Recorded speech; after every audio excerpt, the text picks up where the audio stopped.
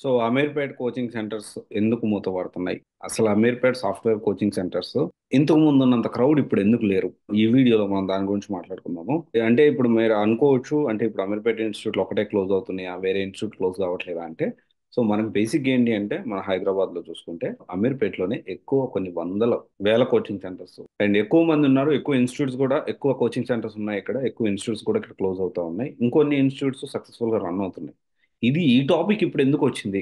ఈ టాపిక్ మనం ఇప్పుడు ఎందుకు మాట్లాడుకోవాల్సి వస్తుందంటే, సో రీసెంట్‌గా 2024లో లేకపోతే మీ ఈ ఫర్దర్‌గా ఏమైనా గానీ ఉద్యోగం రావాలి, సాఫ్ట్‌వేర్ జాబ్ రావాలి అంటే కంపల్సరీ నేను థియరిటికల్‌గా గొర్రెల మందలాగా ఒక 300, 400 మంది ఉండే క్లాస్‌లో కూర్చొని నేను విని ఏదో థియరిటికల్‌గా నేను అర్థం చేసుకొని ఒక 50-100, 200, 300 లేకపోతే ఒక 500 ఇంపార్టెంట్ క్వెషన్స్ ఇది ఇంటర్‌వ్యూస్ కోసం ప్రిపేర్ అయిపోయి ఉద్యోగం తెచ్చుకుంటాను అంటే ఇక కుదరదు.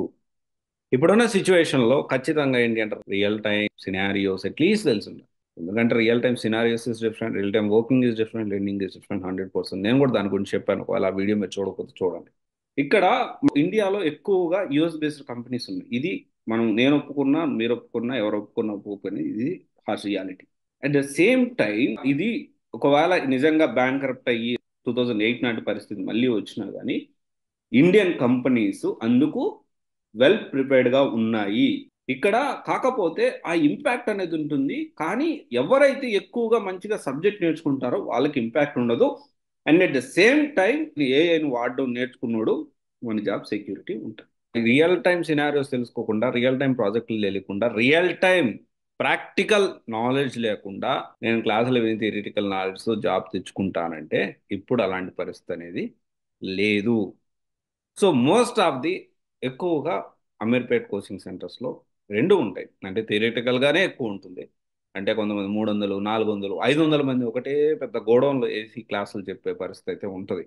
సో అలాంటి కొన్ని ఇన్‌స్టిట్యూట్స్ ఓన్లీ థియరిటికల్‌గా చెప్పే ఇన్‌స్టిట్యూట్స్, ఎలాంటి ప్రాక్టికల్ లేని ఇన్‌స్టిట్యూట్‌లు చాలా చాలా వరకు ఇప్పుడు మూతపడతా ఉన్నాయి. సో ఇక్కడ మనం ఇంకొక పాయింట్ మనం అర్థం చేసుకోవాలి. రియల్ టైమ్ అంటే ఇంకోటి ఏంటి అంటే వర్క్ చేసే వాళ్ళకి ఇప్పుడు ఇంకొక పాయింట్ మనందరికి తెలుసు. వర్క్ ఫ్రమ్ హోమ్ అందరికి వర్క్ ఫ్రమ్ హోమ్ లేదు. కంపల్సరీ ఆఫీస్‌కి రావాలంట. వర్క్ చేసేవాడికి అంటే రియల్ టైమ్ వర్క్ చేసే వాళ్ళకి ఉన్న నాలెడ్జ్ అనేది ఓన్లీ టీచింగ్ చేసే వాళ్ళకి ఉండదు. చాలా మంది ఆఫ్లైన్ కోచింగ్ అని అంటారు కదా! ఆఫ్లైన్ కోచింగ్ వర్కింగ్ చేసే పీపుల్ ఎలా వచ్చి చెప్తారు? వర్కింగ్ ప్రొఫెషనల్స్ ఎవరు కూడా ఇప్పుడు ఆఫ్లైన్ కోచింగ్‌కొచ్చి క్లాసెస్ చెప్పే పరిస్థితి లేదండి. వెరీ ఫ్యూ కొంతవరకు అందుబాటులో ఉంటున్నారు మేబీ అయ్యుండొచ్చు. కానీ most of the time working professional ఎవరు ఆఫీసులు ఎందుకంటే వర్కింగ్ ప్రొఫెషనల్ అందరిని ఆఫీసులకు పిలుస్తున్నారు. వర్క్ ఫ్రమ్ హోమే లేదు. కొన్ని సినారియోస్‌లో ఇంకా ఆఫీస్ అయిపోయిన తర్వాత నైటో లేకపోతే ఎర్లీ మార్నింగో ఏదో చెప్పి కొంతమంది ఎళ్తా ఉన్నారు కానీ క్లాసెస్ మళ్ళీ ఆఫీస్‌కెళ్తా ఉన్నారు కానీ most of the time working professionals ఎవరు ఇప్పుడు ఆఫ్‌లైన్‌కు వచ్చి కోర్సులు, క్లాసులు చెప్పే పరిస్థితి లేదు. ఈ పాయింట్ మనం అర్థం చేసుకోవాలి. అండ్ ఇక్కడ ఏంటి అంటే నేను ఎందుకు ఈ మాట వర్కింగ్ ప్రొఫెషనల్ అనే మాట నేను తీసుకొచ్చాను అంటే వర్కింగ్ ప్రొఫెషనల్ కాకుండా అతనికి రియల్ టైం నాలెడ్జ్ అనేది ఎప్పటికప్పుడు అప్డేట్స్ అనేవి అతనికి తెలుసు ఏ డొమైన్కి ఆ డొమైన్ ఇప్పుడు డెవాప్స్ వర్క్ చేసే వాళ్ళకే తెలుస్తుంది ఏమేమి అప్డేట్స్ వస్తున్నాయి ఏం జరుగుతుంది ఇండస్ట్రీలో వాళ్ళకి తెలిసినంతగా ఓన్లీ టీచింగ్ ఫీల్డ్ వాళ్ళకి ఇన్ఫర్మేషన్ అనేది తక్కువ ఉంటుంది. ఓకే, ఇది మనం అర్థం చేసుకోవాలి. సో అందుకని ఏంటి అంటే ఎవరైతే థియరిటికల్గా ఎక్కువ ప్రాక్టికల్ లేకుండా అంటే రియల్ టైం ప్రాజెక్టులు కానీ రియల్ టైం సినారియో బేస్డ్ కానీ చెప్పకుండా ఓన్లీ క్లాసులు చెప్తా థియరిటికల్గా చెప్తా ఉన్నారు.